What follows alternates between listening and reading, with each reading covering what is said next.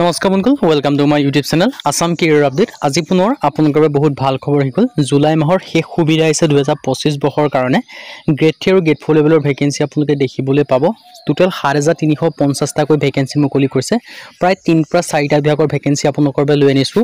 চ' আপোনালোকে ভিডিঅ'টো শেষলৈকে চাব। এটা বিভাগ চাই আপোনালোকে ভিডিঅ'টো স্কিপ কৰি নাযাব বা কাটি নিদিব, তেতিয়া আপোনালোকে সকলোখিনি কথা গম নাপাব।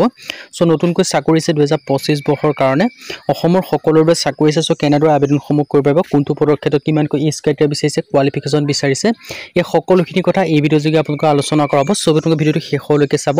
ইয়াত আপোনালোকে দেখিছে জুলাই মাহৰ শেষ সুবিধা আহি গৈছে আপোনালোকৰ বাবে 2025 বৰ্ষৰ কাৰণে গ্ৰেড 3 আৰু গ্ৰেড 4 লেভেলৰ ভেকেঞ্চি আহিছে। চ' ভিডিঅ'টো আপোনালোকে শেষলৈকে চাব। প্ৰথম যিটো বিভাগৰ ভেকেঞ্চি আছে সেইটো আহিছে আপোনালোকৰ ICMR RMC ফালৰ পৰা RMC RSC ফালৰ পৰা ডিব্ৰুগড় ৰিক্ৰুটমেণ্ট আহি গৈছে। ইয়াত আপোনালোকৰ এইটো প্ৰথমটো বিভাগৰ এনেকুৱা আৰু 2-3টা বিভাগৰ ভেকেঞ্চিৰ কথা ডিছকাছ কৰা হ'ব। চ' ভিডিঅ'টো আপোনালোকে শেষলৈকে চাব। ইয়াত আপোনালোকৰ 11টা ক্লাৰ্কৰ ভেকেঞ্চি আছে, টেকনিচিয়ান আছে, লেব এটেণ্ডেণ্টৰ ভেকেঞ্চি আছে। বহুতে কমেণ্ট কৰি থাকে যে লেব এটেণ্ডেণ্টৰ ভেকেঞ্চি লাগে বা টেকনিচিয়ান লেব টেকনিচিয়ানৰ ভেকেঞ্চি লাগে, মানে 10 পাছ 12 পাছ ধৰণৰ এনেকুৱা কিবা ভেকেঞ্চি বিচাৰি থাকে। চ' তেওঁলোকৰ বাবে ভাল খবৰ হয়। পোনপ্ৰথমে যিটো লোৱাৰ ডিভিজন ক্লাৰ্কৰ ভেকেঞ্চি আছে, যিটো ক্লাৰ্কৰ ভেকেঞ্চি আপোনালোকে দেখিবলৈ পাইছে, ইয়াৰ ক্ষেত্ৰত 3টাকৈ ভেকেঞ্চি দেখিব পাব ক্লাৰ্কৰ ক্ষেত্ৰত। ইয়াৰ ক্ষেত্ৰত আপোনালোকৰ UR ক্ষেত্ৰত আছে 2টা ভেকেঞ্চি, OBC কাৰণে আছে 1টা ভেকেঞ্চি, আৰু পে যিটো লেভেল হয় সেইটো আপোনালোকে 19,900ৰ পৰা 63,200 টকা পৰ্যন্ত লাভ কৰিব পে লেভেল 2ত। আৰু লগতে আপোনালোকৰ এজ লিমিট 27 বছৰলৈকে দিয়া আছে। 18ৰ পৰা 27 বছৰৰ ভিতৰত হ'ব লাগিব। কিন্তু আপোনালোকে এজ ৰিলেক্সেশ্যনসমূহো লাভ কৰিব পাৰিব। SC SC ক্ষেত্ৰত 5 বছৰকৈ, OBC ক্ষেত্ৰত 3 বছৰকৈ লাভ কৰিব, আৰু PWBDৰ ক্ষেত্ৰত 10 বছৰ পৰ্যন্ত এজ ৰিলেক্সেশ্যনসমূহো লাভ কৰিব পাৰিব। চ' আপোনালোকৰ বাবে ডাঙৰ সুযোগ এটা হৈছে, এটা সুবিধাও আহিছে। চ' সুযোগ আৰু সুবিধাটো আপোনালোকে গ্ৰহণ কৰিব পাৰে।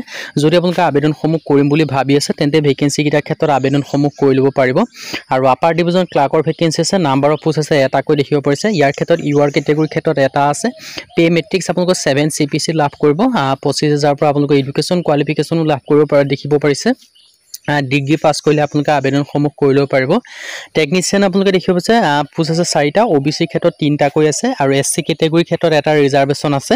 ইয়াত আপোনালোকৰ UR কেটেগৰী পোষ্ট নাই, মানে জেনেৰেল কেটেগৰী মানে অপেন কেটেগৰী পোষ্ট নাই, এইকেইটা ৰিজাৰ্ভেশ্যন পাব। বাকীকেইটাৰ ক্ষেত্ৰত কিন্তু আপোনালোকে ৰিজাৰ্ভেশ্যন নাপায়, মানে আপোনালোকৰ ভেকেঞ্চিখিনি বেলেগ বেলেগ ধৰণৰ আপোনালোকে দেখিবলৈ পাব। চ' যদি ইণ্টাৰেষ্টেড হয়, ইলিজিবল হয়, আপোনালোকে আবেদনসমূহ কৰি ল'ব পাৰিব। চ' আপোনালোকৰ বাবে ডাঙৰ সুযোগ এটা আহিছে, সুবিধা এটা আহিছে। চ' সুযোগ আৰু সুবিধাটো আপোনালোকে গ্ৰহণ কৰিব পাৰে। এজ লিমিট আপোনালোকৰ 18 পৰা 25 বছৰৰ ভিতৰত হ'লে আবেদনসমূহ কৰি ল'ব পাৰিব। লগতে এজ ৰিলেক্সেশ্যনসমূহ লাভ কৰিব পাৰিব। SC SC 5 বছৰকৈ, OBC 3 বছৰকৈ, PWBD 10 বছৰ পৰ্যন্ত ৰিলেক্সেশ্যনসমূহ লাভ কৰিব পাৰিব। আৰু এডুকেশ্যন কোৱালিফিকেশ্যন দেখিব পাইছে 10 পাছ কৰিব লাগিব, 50% মাৰ্ক আপোনালোকৰ থাকিব লাগিব। আৰু বয়সৰ সময়সীমাৰ কথা মই জনালোঁ, আপোনালোকৰ যিটো ৰিলেক্সেশ্যন পাব সেইটো জনাই দিলোৱে। আৰু ইয়াত এপ্লিকেশ্যন ফিজো পে'মেণ্ট কৰিব লাগিব। হাউ টু এপ্লাই ক্ষেত্ৰত ইয়াৰ কাৰণে আপোনালোকৰ মোৰ অফিচিয়েল ৱেবছাইটৰ লিংক ডেছক্ৰিপশ্যনত দিয়া থাকিব। সেই অফিচিয়েল ৱেবছাইটৰ পৰা আপোনালোকে আবেদনসমূহ কৰি ল'ব পাৰিব।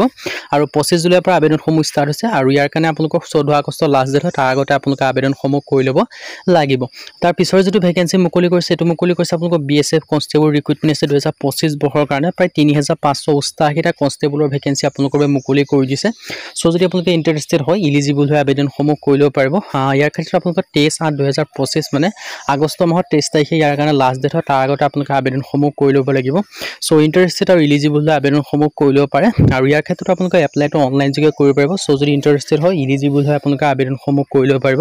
আপোনালোকৰ বাবে ডাঙৰ সুযোগ এটা আহিছে, সুবিধা আহিছে। চ' সুযোগ আৰু সুবিধাটো আপোনালোকে গ্ৰহণ কৰিব পাৰে। BSF যদি আপোনালোকে চাকৰি কৰিম বুলি ভাবি আছিলে, তেন্তে ভেকেঞ্চিকেইটাৰ ক্ষেত্ৰত আবেদনসমূহ কৰি ল'ব পাৰিব। মই আপোনালোকক ডিটেইলছখিনি জনাই দিছোঁৱে।